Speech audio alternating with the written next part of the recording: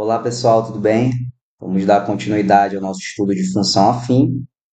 E nessa segunda aula, vamos adentrar os itens de função crescente e decrescente. Vamos falar também um pouquinho sobre a determinação da função afim. O que a taxa de variação, o que o valor inicial tem a ver com esses dois tópicos. E, claro, falar do gráfico desse tipo de função, né? Como é que a gente faz o esboço do gráfico, onde é que o gráfico vai me ajudar a resolver problemas, resolver exercícios, né? E quais são os pontos notáveis desse gráfico que eu posso estar identificando. Então, vamos lá, gráfico da função afim. Vamos começar falando do esboço do gráfico. E para me auxiliar, vou desenhar um sistema de coordenadas. E a primeira observação que a gente tem a fazer é que o gráfico desse tipo de função, ele é uma reta. Essa reta que eu desenhei em vermelho. E nesse desenho eu consigo identificar dois pontos notáveis. Esse primeiro, que tem a ordenada igual a zero, ou seja, o y igual a zero, ele está em cima do eixo x. E esse segundo, que tem a abscissa igual a zero, x igual a zero no caso, e ele está sobre o eixo y. E o que esses dois pontos vão me auxiliar no esboço desse gráfico? Vamos lá. Esse primeiro ponto, que está sobre o eixo x, ele tem abscissa igual a menos b sobre a. Lembra que a e b são taxa de variação e valor inicial da função, respectivamente. E esse segundo ponto, que está sobre o eixo das ordenadas, ele tem a ordenada igual a b, que é o que a gente chama de valor inicial. Tudo certo? Para que não fique nenhuma dúvida, né, do porquê que eu coloquei esses dois pontos, vamos lá. Se eu zerar o valor da função, ou seja, f de x igual a zero, né, ordenada igual a zero, e levando em consideração, claro, a nossa lei genérica aqui, ó, f de x igual a x mais b, né, zerando esse primeiro membro, né, eu vou ter a seguinte equação, a x mais b igual a zero. E aí, se eu isolar o x vai ser igual a menos b sobre a, ou seja, quando a ordenada é igual a zero, o x vale menos b sobre a. Então, esse ponto aqui ele tem a ordenada menos b sobre a, beleza? E agora, se eu zerar o valor do x, o que eu tenho? f de x, você pode chamar de y também, se você quiser, é igual a vezes zero agora, porque o x é zero, mais b. Né? E aí, cancelando esse primeiro termo, segundo membro, eu tenho f de x igual a b. Ou seja, quando x é igual a zero, a minha ordenada vai ser igual ao valor b. Por isso que a gente chama b de valor inicial, né? O x igual a zero. Então, basta eu ter esses dois pontos, eu consigo traçar o esboço do gráfico. Claro, se eu tiver qualquer outro ponto que não seja esses dois, eu também consigo encontrar facilmente o esboço do gráfico, né? Basta traçar a reta que passa por esses dois pontos, né? A gente já viu um exemplo na aula passada, quando a gente tem dois pontos, dois pares ordenados, né? A gente consegue encontrar a taxa de variação e, consequentemente, o valor inicial da função. E aí, basta traçar a reta que passa por esses dois pontos, tudo bem? Vamos fazer um exemplo aqui para ficar bem claro a nossa ideia. Então, eu tenho a função f de x igual a 2x menos 5, por exemplo.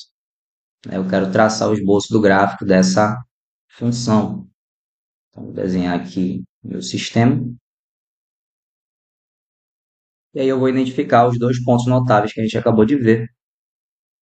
O primeiro, falei de vermelho aqui. O primeiro é quando f de x é igual a zero.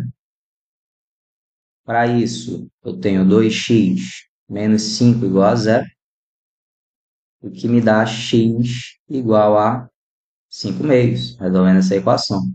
O primeiro ponto notável que eu tenho é o ponto 5 meios. Primeiro ponto não abscissa 5 meios, né? O ponto vai ter coordenadas 5 meios e zero. Ele tem uma ordenada igual a zero. E agora, se eu fizer x igual a zero, eu vou ter f de x igual a 2 vezes zero menos 5, que vai me dar f de x igual a menos 5, ou seja, o valor inicial. Essa segunda parte a gente não precisa nem fazer, né? Já sei que o valor do b vai ser exatamente o ponto onde o gráfico vai tocar no eixo das ordenadas, tocar lá no menos 5. E aí eu consigo traçar uma reta que passe por esses dois pontos. Então vamos lá. Primeiro você identifica os pontos, né? Depois você traça a reta. Mas eu fiz na ordem inversa. Você faz do jeito que você achar melhor. E aí x vale 5 meios. Eu sei que ele está aqui, 5 meios. Mais ou menos aqui, né? E o f de x igual a menos 5. Então está aqui embaixo, menos 5. Então a reta aqui representa o gráfico dessa função.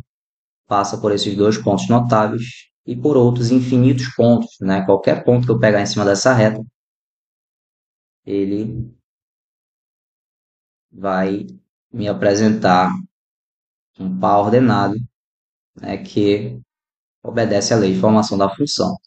Tudo bem? Vamos dar prosseguimento. Vamos falar agora da determinação de uma função afim. Na primeira aula a gente falou de taxa de variação.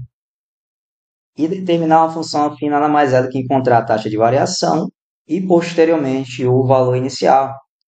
E a gente viu que para determinar essa taxa de variação eu preciso saber de pelo menos dois pontos. Então, se eu tenho x1, ele me leva ao valor da função e f de x1, é o seu valor na função.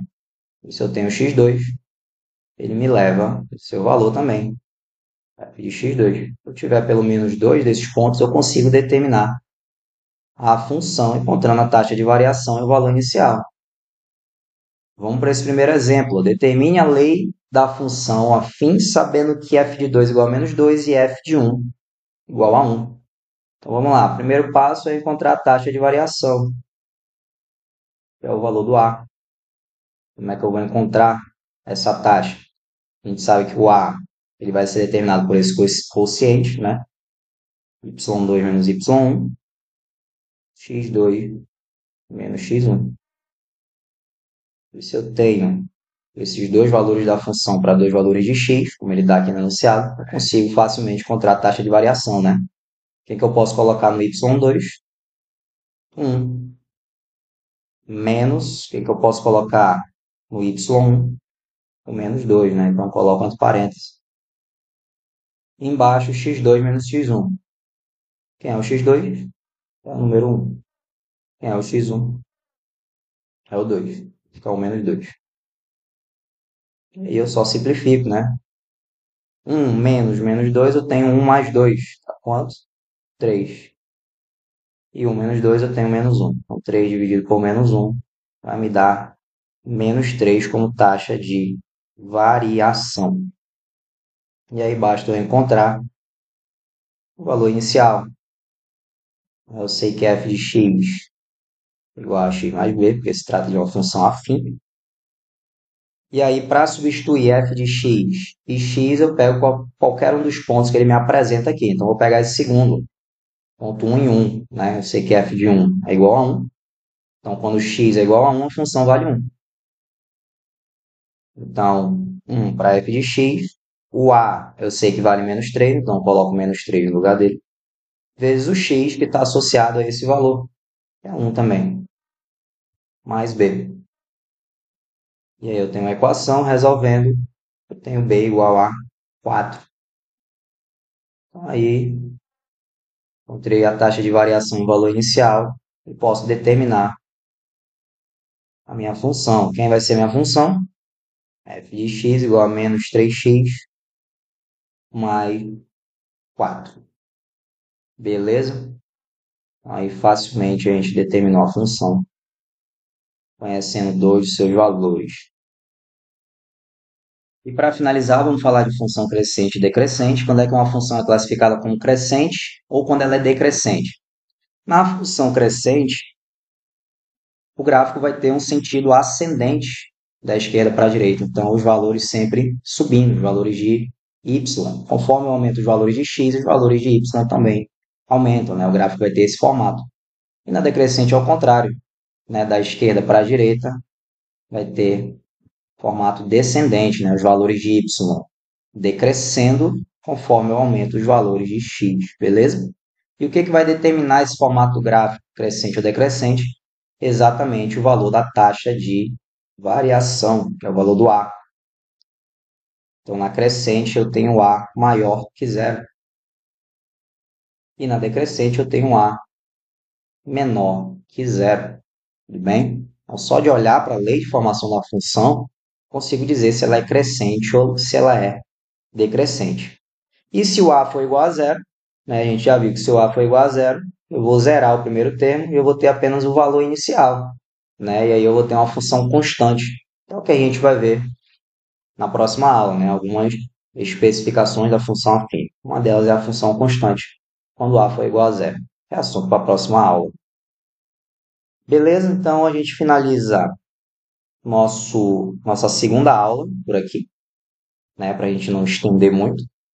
Espero que tenham entendido essa explicação. Posteriormente, a gente vai fazer muito exercício a respeito desses tópicos, né? E na nossa terceira aula, vamos dar continuidade, falando de função linear, função identidade, função constante, zero da função e o estudo do sinal. Beleza, pessoal? Então, muito obrigado pela aula de hoje. Bons estudos a todos e até a próxima aula, se Deus quiser. Tchau, tchau.